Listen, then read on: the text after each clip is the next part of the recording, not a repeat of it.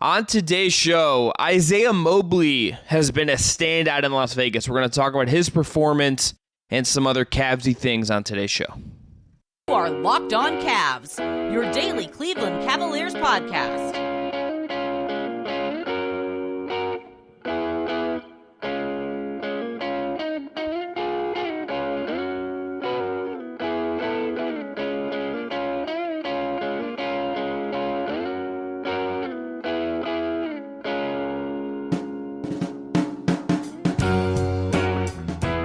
The music you heard on the way in is from our friends at Astra Radio. I'm Chris Manning. That is Evan Dammarell. Thanks again to Jake Stevens, as always, for producing. All right, segment 1 today, Isaiah Mobley. Segment 2, Emoni Bates, who has done some things. And then segment 3, miscellaneous thoughts on some summer league guys. We are going to save the international flavors, so your Khalifa Jops, your Luke Travers. Those guys we're gonna talk about them on the Thursday show of Locked On Cavs. But Evan, let's start with Isaiah Mobley. And I'll say this to be kind of bold about it. I think to me he's been the most impressive player on Cleveland's Summer League roster. He has looked like he has leveled up. I know he did some really nice things in the G League last year. He has looked better to me now than he did towards the end of the G League season. I've been really impressed with what he's provided. It's a better level of Isaiah Mobley than I was expecting to see. Yeah, I would agree. I think it's pretty clear that his time in the G League has made quite a bit of difference. You can see that the Cavs do have a bit of a vision for him in terms of his player development, and stashing him with the Charge for most of, if not all of, the Charge season. He played pretty much all of their games off the top of my head. Jackson Flick and Jerk can correct me on it if he needs to, but regardless, he has really popped. He has shown that 3-point shot, which is something he stressed leading up to Summer League, something that he's been really working on, just providing spacing for the Cavs. And it's not just that. I think he's never going to be a guy who gives you like double-double averages off the bench, but if he's kind of that glue guy who can give you a little bit of everything, whether it's shooting, rebounding, interior scoring, passing is really impressive with him, as well as just rim defense. You can tell that, yeah, he and his brother are related. They are cut from a fairly similar cloth, maybe not the same shape or template, but there is some similarities there, that there is a path for Isaiah Mobley to be, and I said this during their third Summer League game, like I think there's a pretty clear path for, if Isaiah Mobley keeps this up, and it's kind of clear that, like, okay, he's maybe a little too good for the G League, and it probably could benefit from just maybe being like that 10th or 11th man for the Cavs instead. Like there's a path rather where he signs more of a year-to-year contract, a la like Lamar Stevens, maybe something more similar to what Dean Wade got, and the Cavs pursue that avenue because, this is a feather in the cap of a guy you drafted in the second round, a guy who didn't work out for anyone other than the Cavs, but it ended up being like a player development success, and he's at least definitely popping comparatively to what he looked like with the Charge, and more so what he looked like to start his NBA career at Summer League last year. What I've liked about how he plays is that he's really kind of a connector piece, right? This is someone who moves the ball, who dribbles a little bit, who, like his brother, likes to get rebounds and push. There is something about his game that feels kind of modern to me in some ways, right? Like I don't think he's going to become like a pure, like, lighted up, fully stretch five, a la like a Channing Frye. I think his ceiling is kind of, 15, 20 minutes a game, screens, does some dirty work. There's, I think, still some size questions I would have about what he looks like defending bigger fives. I think that maybe that's where some of the hesitancy from Cleveland going from, because he is on a two-way deal again. But where I look at him as being good right now is he passes well. The vision's pretty good, and he's willing to make some passing mistakes to keep things flowing. He wants to play a little bit faster. He shoots it at least enough to be something of a threat. And defensively, he's not what his brother is, obviously, but he's smart positionally, knows where to be. Like he is a little bit older, so this does kind of make sense. But he very much knows how to play, knows kind of how to be additive, and is a very guy that he kind of glues, like you said, he kind of glues everything together when he's on the floor. And it's nice to see that in a context where, like, you don't have a lot of camaraderie, a lot of built-in chemistry with these guys. Mm-hmm. And I think it is beneficial, at least for Isaiah Mobley, in terms of defense. Like, he did have to spend the better part of his life, especially after Evan had that growth spurt. Like he had to just spend a good part of his life defending his younger brother, who we heap tons and tons of praise on and rave about on the show. And it does make sense for him to be like a couple levels down of what Evan can be. I think that's a pretty fair assessment just because of age and just maybe there is a little bit more pop to it than I'm seeing. But like, yeah, I've been thoroughly impressed with Isaiah Mobley's Summer League showcase and just performance. And I'm curious if the Cavs want him or would rather let him play the entirety of Summer League, or do they shut him down? Like, have they seen enough? Like, I'm curious to see how they go about this, because he did sign with Cleveland to a 2-way contract. So like, he is in-house, at least on that. It's just now, do the Cavs want to keep him on that 2-way deal? And then I think the other question is, like, did a guy pop enough on the rest of this team to justify, okay, let's put Isaiah Mobley on a regular contract and keep utilizing that extra 2-way spot to keep developing in-house talent to just back up and support just like the fringes of our bench. Could you see a world where he is better this year than Damian Jones? I need to see him against like actual NBA level competition. I think Summer League is an interesting barometer to figure out like what does and doesn't work for an NBA player. Like, I think you can get some insight from that, but like, you need to see him against like actual NBA level competition. Like, if he's more of that Lamar Stevens type role where like it's break glass in case of emergency, sure. Isaiah Mobley has shooting upside that Damian Jones doesn't. He has that passing upside that Damian Jones doesn't. What Damian Jones has is size. Like, Isaiah Mobley, I think, clocks at about 6'8" or so, while Jones is 6'10", 6'11". Like, that height does make a bit of a difference, just especially when you are maybe dealing with more physical teams like the Knicks, just to remind everyone, or maybe even like Milwaukee or Philly. And like, I think Mobley could handle that, but like, how much can he handle it comparatively to Jones? What do you think? I think he's a different kind of center, and I think it's a different flavor than they seem to kind of go for. He's not like the vertical spacer in that way. I think I would want to see how he holds up physically before I think seeing him against NBA competition would just be a thing. Like, I think in your backup center for Cleveland, you want someone who you feel like you can throw out there and isn't totally going to get overwhelmed by some of the bigger centers that you might see here and there. I think with Isaiah, it's still, he's technically listed at 6'10". I don't think he's actually 6'10". I think he's stronger, but I don't think he's the bulkiest guy. We'll talk about some more about Khalifa Diop. Diop looks like he's a little more raw, obviously, but he's got this like frame where you can see where he's going to add size, where you see he's going to get bigger. Isaiah, it's like, I think he's going to add some muscle. I think he's going to get bigger. I still think there are questions about like how strong he is, and does he like hold up at the center of a defense against some of these bigger centers. But like, would I want to see them like use some of his 2-way days when you play a team just to see what that looks like? I think that would be a good use of some of his, the max number of among the number of days he could spend in the NBA next year. Yeah, it is definitely interesting to see how he can be utilized. And let me ask you this, just because like I had mentioned him as like a 2-way spot at the 4. I view him more as a 4 or 5, but I've had people just like correct me in my mentions and things like that, just saying like, no, he's more of a 3-4 type player. What do you, I mean, I know basketball is positionless, but like ideally, do you see Isaiah Mobley as like a 3 who can play the 5, or do you see him as a 4 or 5 and sometimes like a small or a tall ball 3 rather? I don't think he's a 3. I think if you're saying he's a 3, you're out of your mind. He's a 4 and a 5 who's going to play the 5. Like, I think if anyone is viewing him as a 3, I don't think you understand. Like, look, in basketball, it is positionless, but like there's parameters on that, right? Like, it's not universally, you have to have skills to be positionless. It is not the game. The game, yes, is played more positionless, but it's about having skills and the frame and the athletic ability to unlock some of that. Isaiah's not a 3. Isaiah's not going to be out there guarding like wings. Like, he's not going to be chasing around wings like you need to do with the 3. He's a 4 and a 5. And that's enough. Like, he doesn't need to be a 3. No, you and I are on the same page for sure. Like, he doesn't need to be a 3. I think it's just interesting how you can utilize him.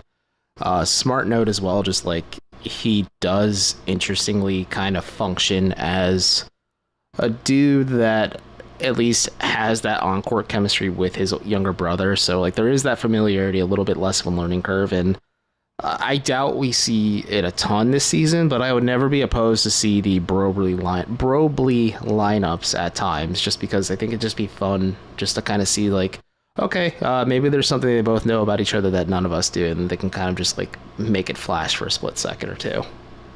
All right, after this, Emoni Bates, we're going to get into his summer league so far up next.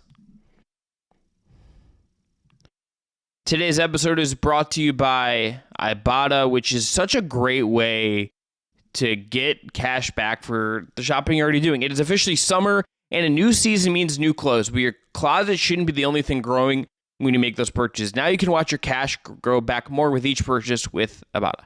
Ibotta gives you cash back on hundreds of grocery items, from produce to personal care to pantry goods, so you can make sure you're beating inflation no matter what you're purchasing. Either link your loyalty account or upload your receipt after you shop and get your cash back.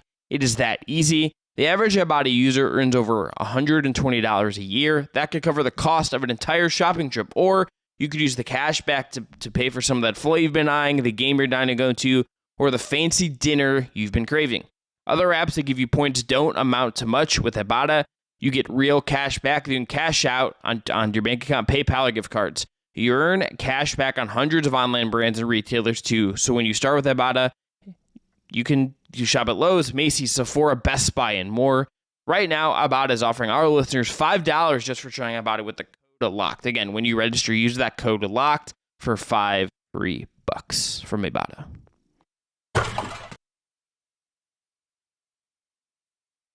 Thanks again for making Locked On Cavs your first listen every day. Every day is back tomorrow, talking about the international Cavs prospects at Summer League, and also talking a little bit about the risk of breaking down the Jared Allen-Evan Mobley partnership. Evan, what have you thought of Emoni Bates so far? It's been kind of what I expected. I met him face-to-face during his pseudo media availability leading up to Summer League, and he is incredibly thin despite his height. Like, it's really surprising, I think I'd say, just like how thin he is as a player. And he mentioned he's 182 and he's trying to get up to 195, and you see him just in the one-on-none scenarios, or maybe just like being defended by a coach. And like, I posted a video of it on Twitter that he has like a pretty silky smooth shooting mechanics and motion, and like, yeah, that pops, that looks really good. But his first game was a bit of a mixed bag. I think you saw the Cavs trying to utilize him more as a movement shooter. You saw them trying to like maybe just discourage some of the bad habits that he got away with at Memphis or Eastern Michigan. And then game 2 was more the same. And game 3 really clicked. I think him and Sam Merrill both really had it going in that game. But when I was asked about this on Rothman and Ice on Columbus's Sports Talk Radio, that if you look at that, like, that could be what Emoni Bates gives you down the line. I think he needs that time to grow and develop. I think the luxury of a two-way contract is he can practice with the Cavaliers. He's around JB Bickerstaff and the coaching staff and everybody else, so they can keep tabs on his development, also see what he looks like up close and personal, like scrimmages or walkthroughs and things like that. And then you can just get him the reps that he kind of desperately needs in a structured environment with charge. And we don't know who's going to coach it. Maybe it's Mike Garrity again. But either way, like, he needs a runway to grow and develop. I think you could see the vision of like what he can be when he's like fully like locked in as a player, and also just like maybe what he can be when he hits his apex. But there's obviously like room for growth and improvement no matter what. What do you think? Yeah. Game 3 was by far his best game, right? Like game 1 and 2, he was 10 of 30 from the field combined. He, I don't think looked super comfortable. He has in game 3, he was what the kids call a problem, right? Mm-hmm. The potential is there. He let the game come in him a little bit more in game 3. That's kind of what you want to see. And look, I think Summer League is to some degree a reminder that it is going to be a process for him. He was really aggressive in game 3, and some of that worked. Had the catch and shoot stuff was as you alluded to, was great. Had the rebounds, had some blocks, had some steals. Was like a really impactful player in that game. I think you also don't want to forget the first 2 games, and that it was a little bit of a challenge. There is going to be a process here.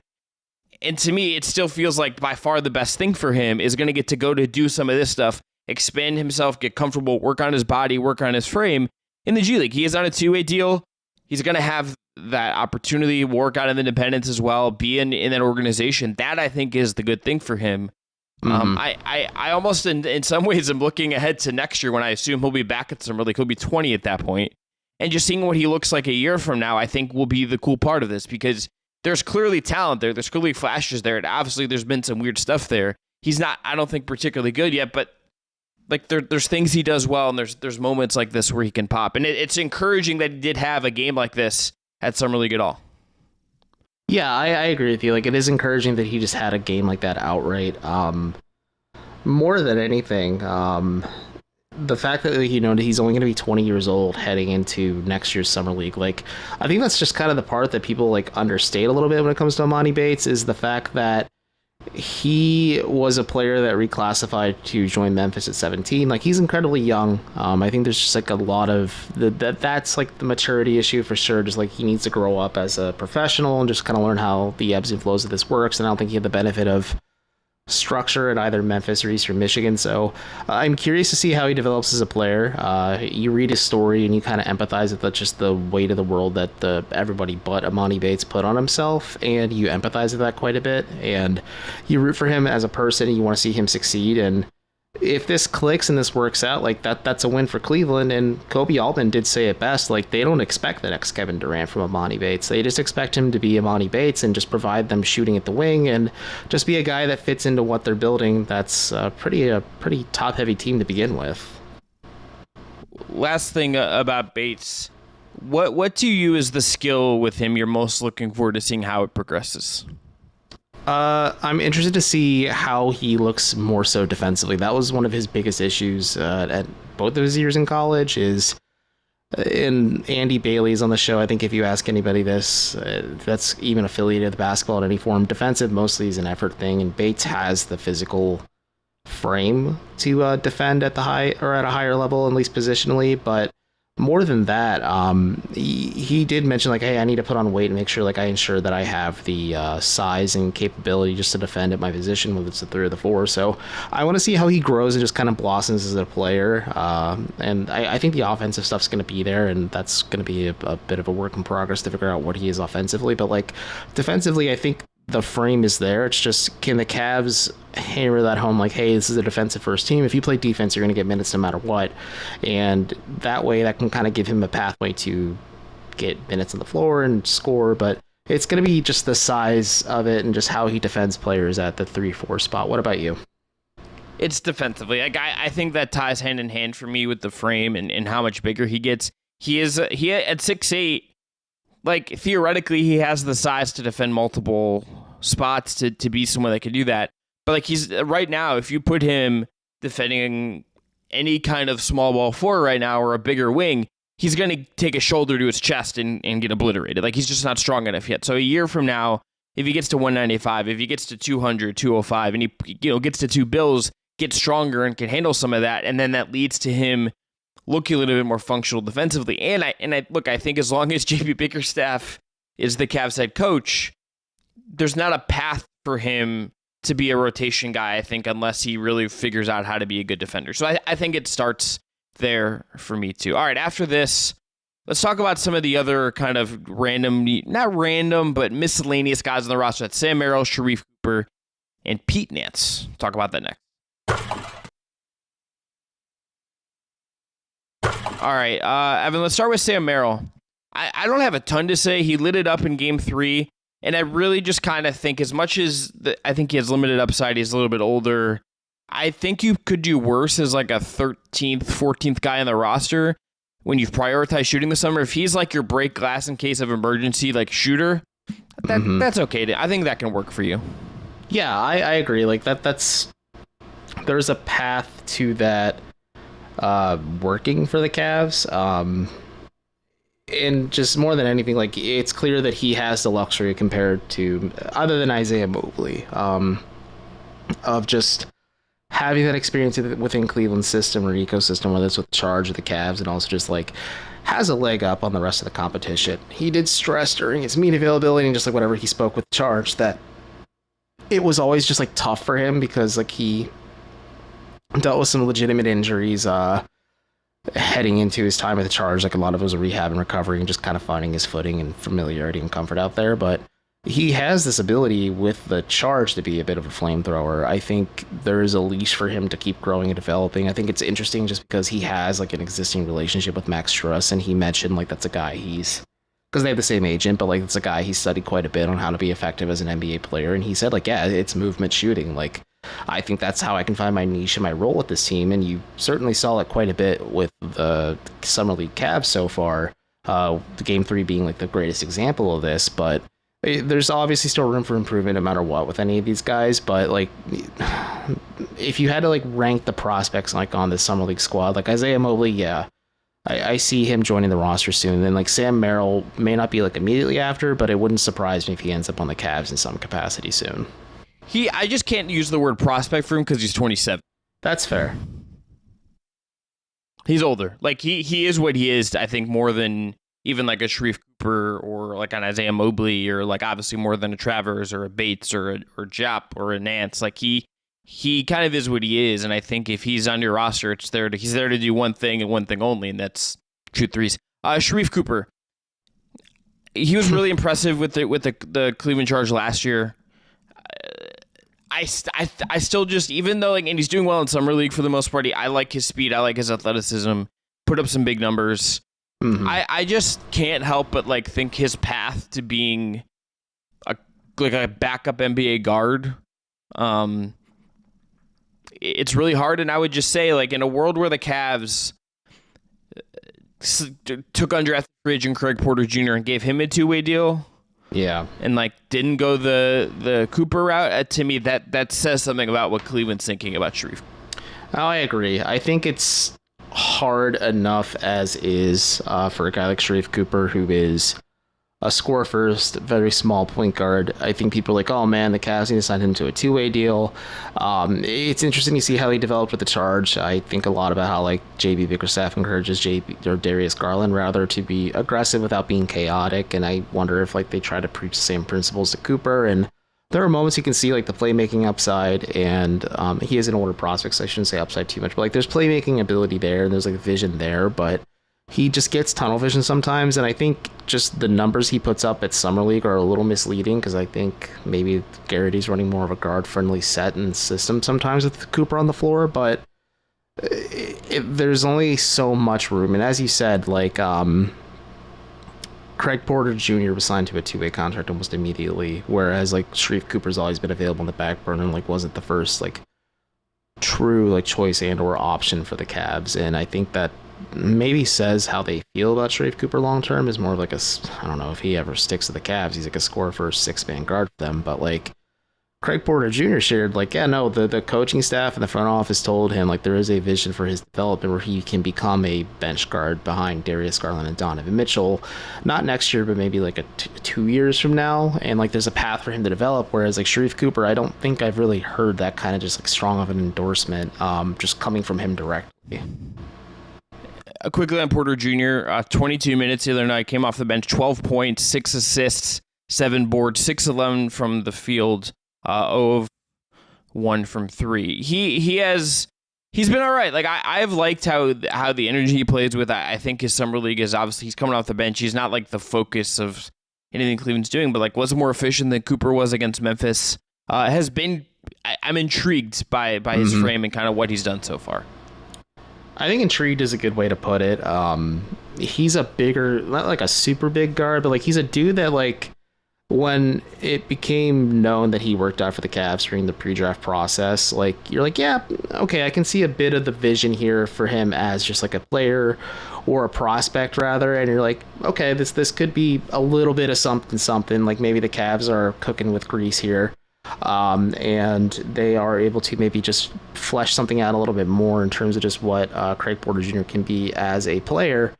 But more than that, I'm interested in him. He's a guy I'm going to kind of keep a close eye on as the G League season gets underway with the Charge, just to see like what does he fully become as a player or a prospect overall, because like maybe he does end up developing a little bit faster than expected, because guards have an easier time developing than bigs do, and maybe he does end up being like the guy that replaces Ricky Rubio down the line. Is just like kind of with like Ty Jerome is like the backup point guard rotation. Rubio becomes more of an asset next summer. Like there's a lot of interesting parallels. I'm curious to see how he develops. I think he has a pretty good track record ahead of him. He did jokingly say a lot of people think of Fred VanVleet when it comes in just because of Wichita State and senior guards, but that's certainly a lofty expectation, and if the Cavs got that, holy crap, they're in a really good spot. But I'm intrigued by Craig Porter Jr. He's a dude, I'm just like, yeah, he scratches an itch and fits in need of what the Cavs kind of have in terms of just like a third guard. Did you, by the way, see the Ricky Rubio tweet about he did not? There's a report out of Europe that he had already has an agreement in place to go back to Barcelona in 2024, and he shot that down. Did you see that? I did not see that. I'm kind of, I guess, maybe not surprised, but I am that like. Well, he's Rubio, like, I mean, he's technically like under contract that the year that they were referring to. So, I mean, technically, Kevin Pangos was under contract and he signed with a Russian team and then was waived by the Cavs subsequently. So, I mean, weirder stuff could happen, but well, Ricky Rubio is a little bit different than Kevin Pangos. 100%. Ricky Rubio doesn't look like he looks completely overwhelmed playing point guard in the NBA, but I know Rubio has just like kind of made it known that like, hey, I would like to be in Spain or retire when my kids start school and they want to grow up, and he wants them to grow up in Spain and everything, kind of like be around the environment he was growing up as a kid, but that's not now, and it's pretty clear like he's sticking with the Cavs heading into this upcoming season. So well, the report is for 2024, not now. Okay. That still makes some sense, but either way, I mean, we'll see. Maybe it does end up happening. There's a lot that can change between now and 2024, but for now, like, I guess it's good to nip that in the bud sooner instead of later, just because it is more of an international publication, and American audiences sometimes can infer things through Google Translate, and they could grow legs sooner than expected. Well, yeah, I'm also just like looking at his tweet where he was like, "You're lying." He straight up like, if the Translate feature in Twitter, like, don't know how accurate that is, Elon Musk, but like, this is like, I'm not even like taking this like Ricky this Trump, is from the report. just calling them fake news. Well, no, I'm not gonna go there. But he literally just like shot it down. It was like, no, this isn't true. But regardless, last thing, any feelings on Pete Nance? Has some juice as a shooting big. He would be fun with the charge. Maybe there's something there down the line on like a two-way. He's a guy maybe I thought of like if the Cavs believe Isaiah Mobley's ready, maybe Pete Nance is showing something in the G League. You just keep him as like a goodwill thing and that stuff just because of the Nance family. But there could be something there. There's just you need some runway to develop him a bit. Yeah, G League for him. He's been fine. It's cool to see him there. Larry Nance wearing a Leeds jersey around Vegas. Good for Larry Nance. All right, that's going to be it for today's episode. Back tomorrow talking about the Allen Mobley pairing, talking about the international component of the Cavs Summer League team. Until next time, I'm Chris. That's Evan. Thanks again to Jake Stevens for producing.